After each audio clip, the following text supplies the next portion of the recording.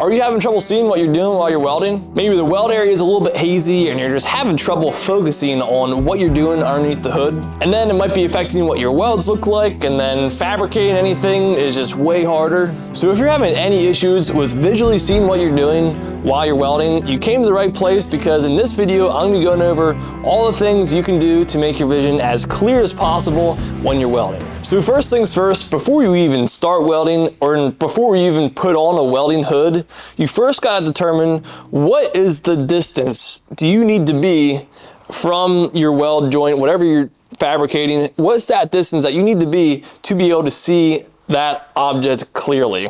So for example, this little dime here, how close do you need to be, or far away do you need to be able to see the detail of that dime as clearly as possible without even having your welding hood on at this point? Because I know a lot of folks out there do one of these numbers. So what we're doing now is just getting like a baseline of your visual ability as far as like seeing things close up here, things that are small.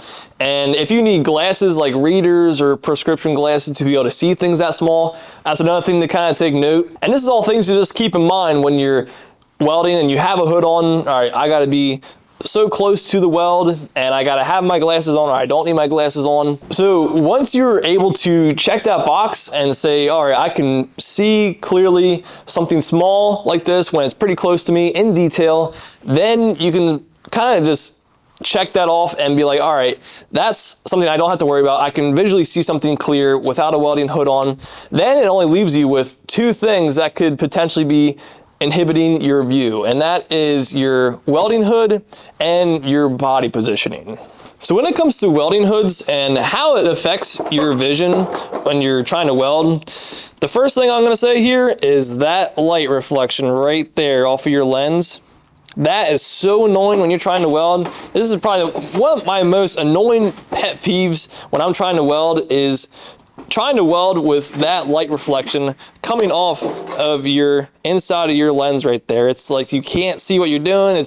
All you can see is either yourself, your reflection, or that light, and it's just super annoying. Like you can, no matter what hood you have, you can always see that reflection on the inside of your welding lens. And this is especially bad if you're welding outside, and that's why I got this pancake hood right here. See how it kind of has like a form fit too, where it goes right around your face.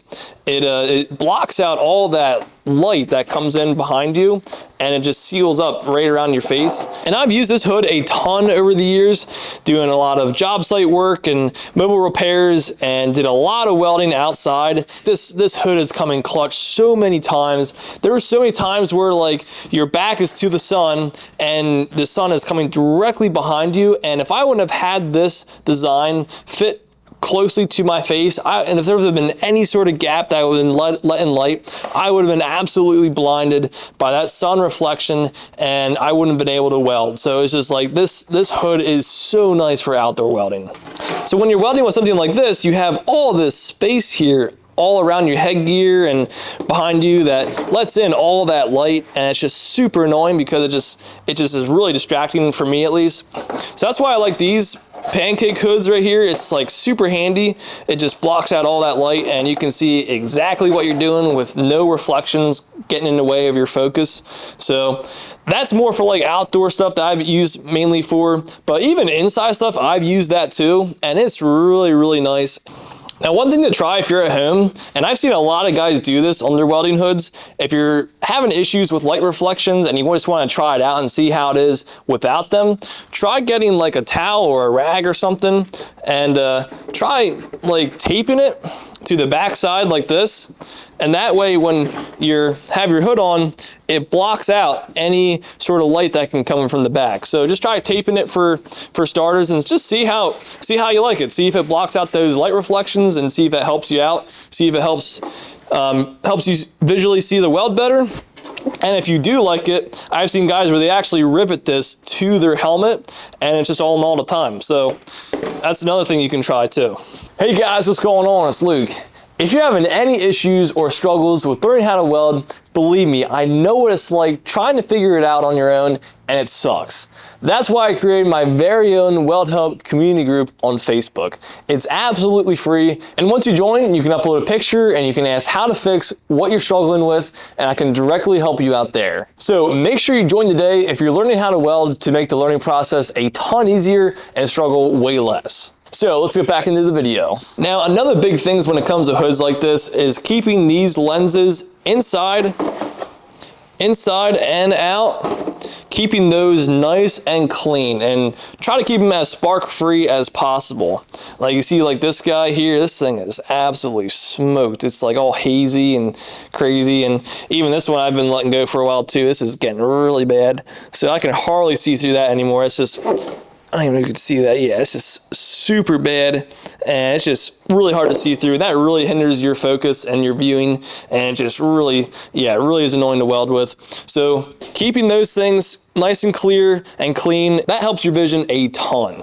Now, another thing when it comes to welding hoods that you can try is try adjusting the shade of your lens. All these auto darkening hoods always have a little adjuster here that you can adjust up or down your shade. Some have it like on the side like this, so they always have some sort of dial that you can adjust to make your shade darker or lighter. So with shades, the higher the number, the darker the shade is, and the lower the number, the lighter the shade is. So every person is different, and my eyes are super sensitive, so you can see I'm running a pretty dark shade. I'm running like a 12 or 13, and that's pretty good for me. And that's usually for like stick or MIG welding. For TIG welding, I might turn that down a little bit, maybe to like 10. I'll just turn that down to like maybe like 10 or something like that. With TIG welding, the light's a little bit more dim than MIG or stick. So, but yeah, for MIG, I'll definitely have this thing cranked up to like 12 or 13 or something like that. And that's why I like to usually run it at. But like I said, everybody's eyes are different, and what might work for me, some people might look through it and not be able to see what they're doing because it's too dark. So some people might like a lighter shade, so they'll turn that down. So everybody's different. So make sure to play around with those shades and see what you like.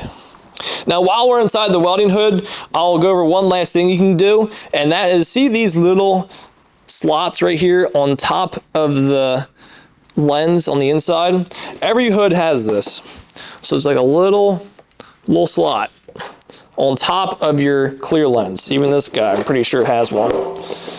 Yep, here we go. This little skull guy here. So most hoods have these where they have that little slot there on either side. That is where you slide in a cheater lens. Now, cheater lenses are basically magnifying glasses that basically goes over top of your viewing area, so it blows up your whole welding area that you're looking at, and you can really see what you're doing. And a lot of guys really like cheater lenses. So if you do end up going with one, there's different strengths that you can get. Some are more magnifying than others, so you can play around with what you like and what helps you out. And that is where you would slide into these little slots here. Now, another thing that some guys swear by that helps them be able to see better is using a work light and shining it on your weld area. Now, when I tried this out, I personally didn't see much of a difference between using one or not using one, but I don't want to discourage you guys from trying it because I know a lot of guys love using these things, and maybe I just need a brighter one. But in my opinion, if you need a light to brighten up the area that you're welding to be able to see it better, I think adjusting your shade lighter in your welding hood does the same thing, because when you're welding, you're working with a light that's hands down brighter than any work light that exists. So those are some things you can do to help improve the clarity of your vision through your welding hood.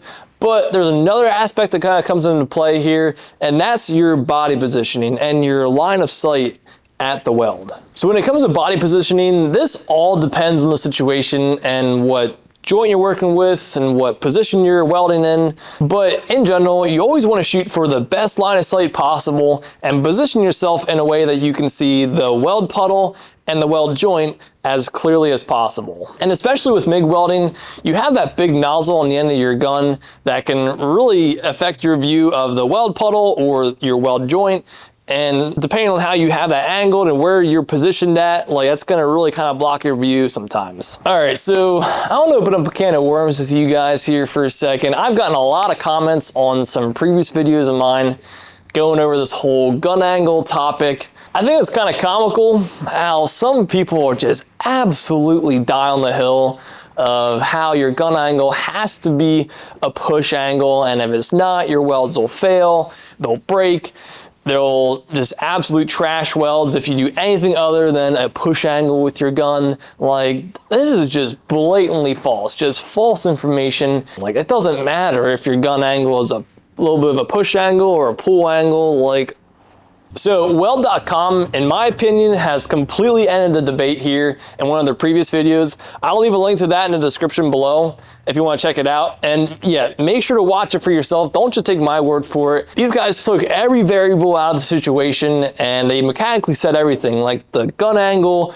the arc length, and the travel speed, everything. And they did 2 welds side by side, push versus pull, and they got the welds tested professionally at a lab. Like, it wasn't just someone's cut and etch. Like, this was professionally tested, and the results are basically the same. The pull angle might have a slight more penetration, but they're basically the same. And so this just ends the debate. Like, I don't know how people can watch that video and be like as hardcore strict on one angle over the other. Like, I just don't understand it, to be honest. This is hands down the best video I've seen on the internet comparing push versus pull, and they did an awesome job with it.